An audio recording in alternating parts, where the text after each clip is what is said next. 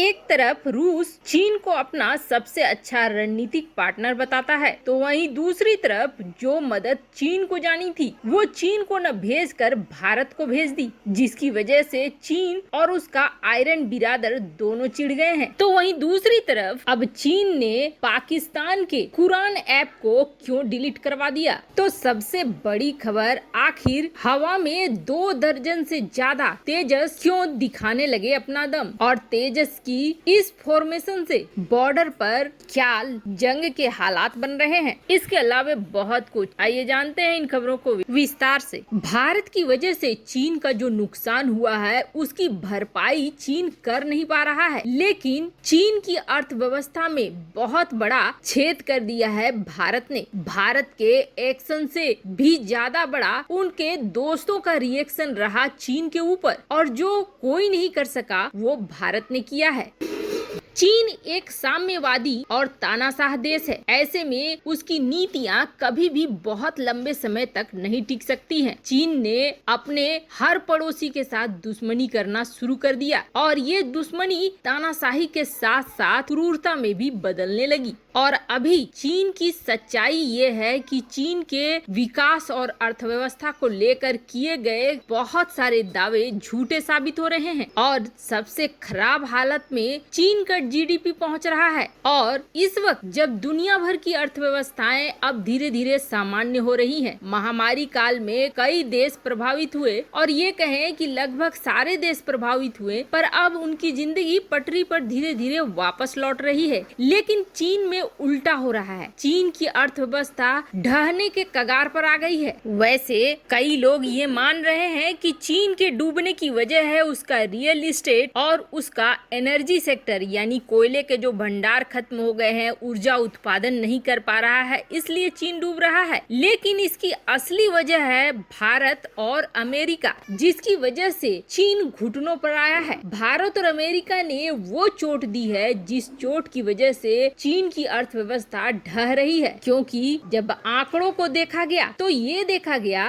कि चीन की जीडीपी को नुकसान तब शुरू हो गया जब अमेरिका और भारत दोनों ने चीन के डिजिटल एप्लीकेशन पर प्रतिबंध लगाना शुरू कर दिया, चाहे वो टिकटॉक हो या फिर कोई अन्य एप्लीकेशन जिससे लाखों डॉलर कमा रहा था चीन, वो अचानक से बंद होना शुरू हो गया। इन प्रतिबंधों से कितना और कितना बड़ा और कितना खतरनाक असर हो सकता है, अब कितना खतरनाक असर हो सकता है, अब ये चीन को दिखने लगा है। अब जो जर्मनी के एक्सपर्ट हैं वो ये कह रहे हैं कि चीन को अभी सबसे ज्यादा नुकसान अगर किसी ने पहुंचाया है तो वो भारत ने पहुंचाया है। अब आप सोचेंगे भारत के अकेले एप्लीकेशन बंद कर देने से चीन के ऊपर क्या असर पड़ेगा, तो आपको बता दें भारत का असर भले ही $1 का पड़ा हो, लेकिन भारत ने जिस तरीके से अपने विदेश नीति से चीन को घेरा और चीन के असली चेहरे को दुनिया के सामने लाया, चीन के ऊपर 1 की जगह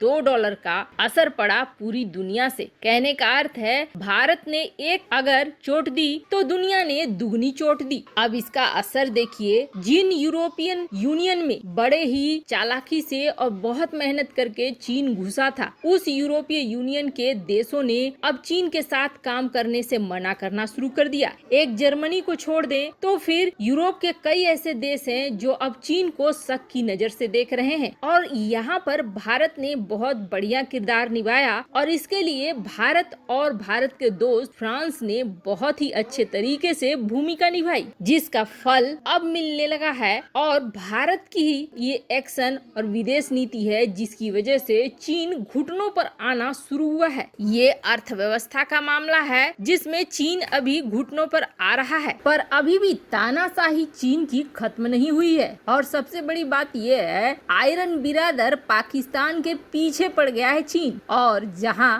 दोनों में रार शुरू हो गई है और चीन के एक कंपनी को ब्लैकलिस्ट किया पाकिस्तान ने, तो अब चीन ने तो सीधे ऐप स्टोर को कह के पाकिस्तान के द्वारा बनाया गया कुरान एप्लीकेशन को ही डिलीट करवा दिया। आपको बता दें इसके पीछे बहुत बड़ी वजह रही है। दरअसल दरअसल चीन का जो सिंजियांग प्रांत है, इस सिंजियांग प्रांत में इस एप्लीकेशन को बहुत ज्यादा डाउनलोड किया गया और ये दरअसल कुरान है जिसका डिजिटल फॉर्म बनाया गया। चीन को अब शक है कि इसके जरिए कहीं सिंजियांग में उइगर मुसलमानों के अंदर किसी तरह का आक्रामकता न फैले, जिसकी वजह से अपने हिसाब से कुरान में बदलाव करके चीन इन उइगर मुसलमानों को देता है। पाकिस्तान के इस एप्लीकेशन को हटाकर चीन अपने यहाँ मुस्लिमों को सुरक्षित कर रहा है पाकिस्तानी प्रभाव से। तो आपको बता दें, ऐसा है कि एप्पल ने भी इस मामले में कोई नानुकुर नहीं की। यहाँ तक कि कई बार एप्पल अपने ही देश अमेरिका की कई नीतियों पर लड़ जाता है, लेकिन इस मामले में उसने कुछ भी नहीं कहा और सीधे कुरान को डिलीट कर दिया। चीन की तानाशाही का असर अमेरिका की कंपनियों पर भी साफ साफ दिख रहा है। खैर, पाकिस्तान को अब ये सोचना पड़ेगा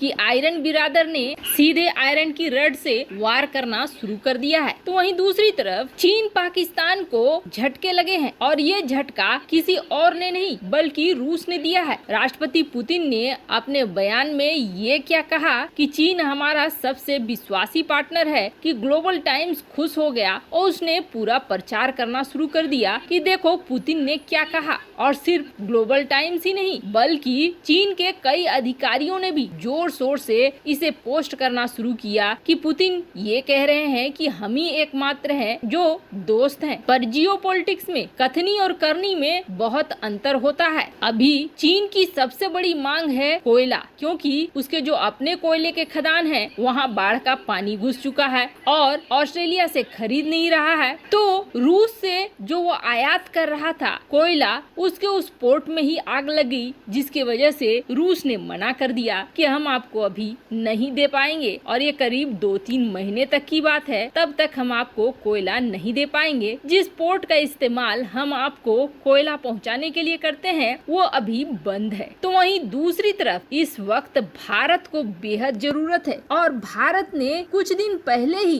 रूस के साथ एक एग्रीमेंट साइन किया था जिसमें स्टील फैक्ट्रियों के लिए कोयला रूस देगा, इसकी बात हुई थी। अब एक तरफ जहां चीन को कोयला नहीं मिल पा रहा है, तो वहीं दूसरी तरफ यही रूस भारत को इमरजेंसी बेस पर कोयला दे रहा है ताकि भारत की जो जरूरत है वो पूरी हो सके। स्क्रीन पर आप देख सकते हैं ये खबर जिसमें रूस ने कोयला का एक्सपोर्ट और भी ज्यादा करके भारत की मदद करनी शुरू की है ताकि कोयले का जो शॉर्टेज भारत में होने वाला है उसको रोका जा सके।